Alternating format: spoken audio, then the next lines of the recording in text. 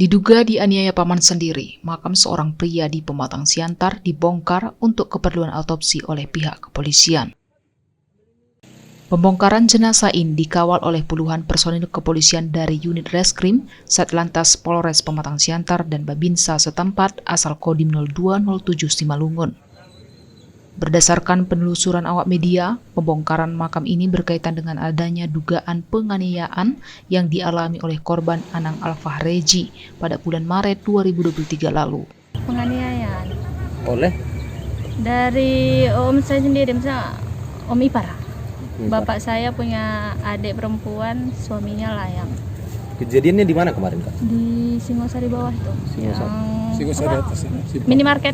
Oh, pas naik-naikan kan ada. Oh, Di situ kejadiannya malam pas tanggal 25 Maret. Malam Sabtu malam Minggu.